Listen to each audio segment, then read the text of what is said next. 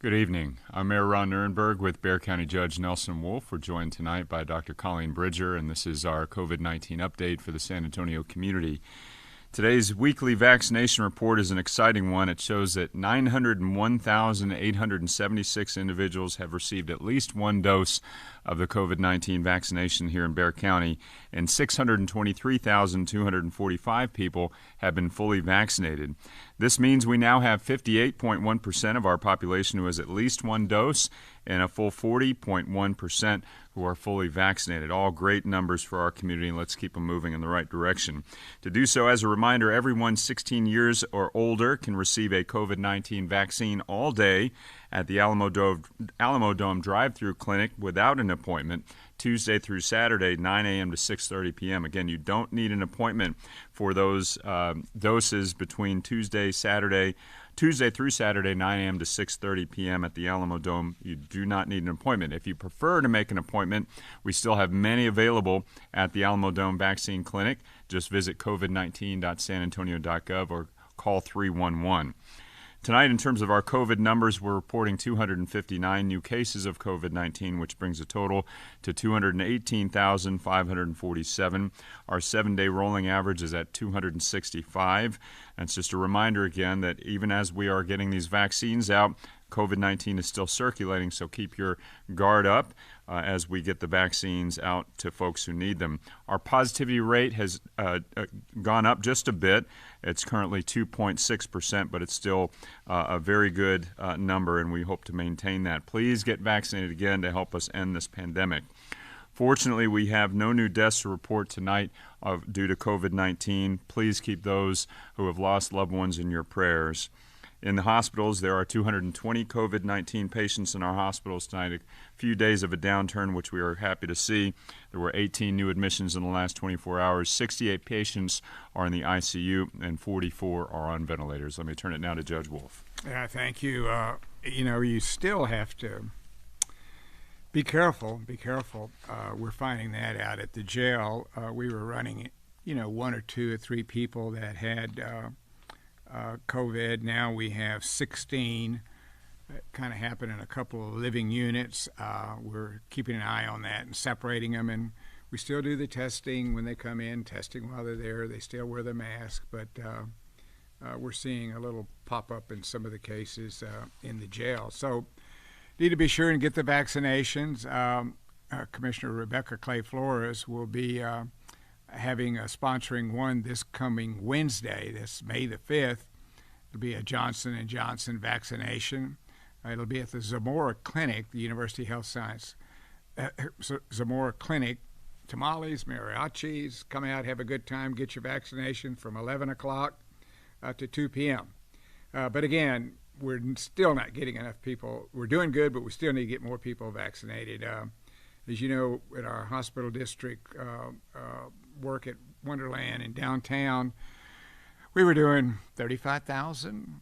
Now we're down to 24,000, and the bad number about that is that only 5,800 of those are first dose. So if you haven't had the vaccination, we would still encourage you to get it. Great. Thank you, Judge. And now to our frequently asked question coming into Metro Health. I'm going to pose this one to Dr. Bridger. Doc, how long does the COVID-19 vaccine last? That's a very good question, and we get that a lot. And right now, what we know is that it lasts at least 6 months. Remember, the vast majority of people who've been vaccinated have been vaccinated less than 6 months, and so we're figuring this out as we go, but we know for sure that it lasts at least 6 months and likely longer. Thank you. I also want to put in a few words to our small business community. It is National Small Business Week, and I'd like to remind small business owners here in San Antonio that the U.S. Small Business Administration has several relief programs available to assist with recovery from the COVID-19 pandemic, as well as counseling and training events to guide you through the process. To highlight just a few, the Paycheck Protection Program is a loan designed to provide a direct incentive for small businesses to keep their workers on payroll. The deadline to apply is May 31st. There's also several others that you see on your screen there. The COVID-19 Economic and Injury Disaster Loan, which provides economic relief to small businesses and nonprofits that are currently experiencing temporary loss of revenue. There are also the Targeted Economic Injury Disaster Loan Advance, the Supplemental Targeted Advance, and the Shuttered Venue Operators Grant Program, which includes more than $16 billion in grants to shuttered venues.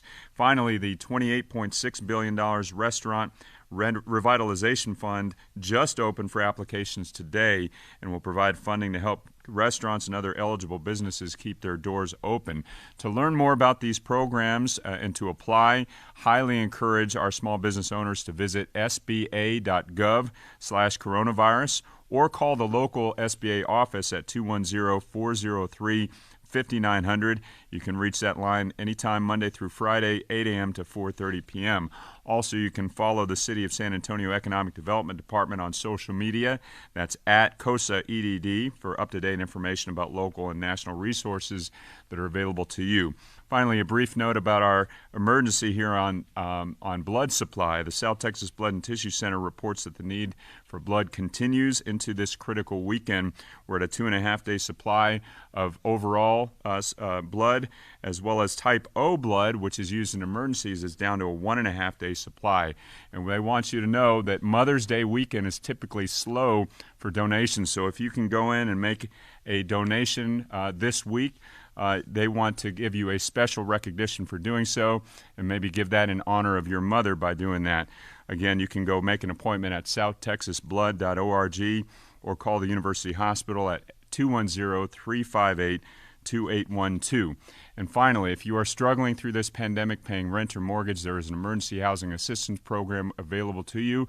Also, if you're out of work and without income, you can get more information about our Train for Jobs program that will train you for a job that is available today in our community while you receive a stipend to make ends meet. You can get information on any of those programs by calling 311 or by going to the website covid19.sanantonio.gov. We are going in the right direction. The vaccines look very good, so please continue to do your part in the meantime. Wear your mask, practice social distancing and proper hygiene. Do it for yourself, do it for your family, and do it for San Antonio. The judge, myself, and Dr. Bridger are available for questions. Judge Wolf, are there any updates or findings from Governor Abbott's allegations of child abuse inside the Freeman Coliseum, and where do those claims stand today? Well, first of all, let me make it clear, Bexar County does not run that operation. We lease it to the Health and Human Services Department of the United States government. We do talk to them all the time. In fact, I talked to them just a couple hours ago, and as of 2 hours ago, there's been absolutely no evidence found that brings any truth at all to the governor's allegations. Do you know whatever happened to the minors who went missing from the Freeman? I think the 3 that left are still gone. They've run away. I don't know where they are. Could you comment on reports of sponsors ending up being human smugglers when they pick up released unaccompanied minors? I don't know where that came from. If somebody knows something about a smuggler, they need to call them. I don't know whether that happened somewhere else, but there's been no complaint from here. To give you an example of what's happening out there, children, these young boys have been placed with 487 different sponsors. There's a strong vetting program before they are sent out. There's 100 caseworkers that work on it. They check out the family, where they will go. They do a criminal background check on the family. And so they're careful to make sure that they're being sent to a safe place. Another 77 have aged out. Another 30 have been sent to a licensed care facility. And so our numbers are coming down. I think we were high, I guess, close to 2,100. We're down to 1,581 now. So it looks like things are starting to move in the right direction in terms of finding a place for these young boys. That's all the questions we have tonight. Thank you.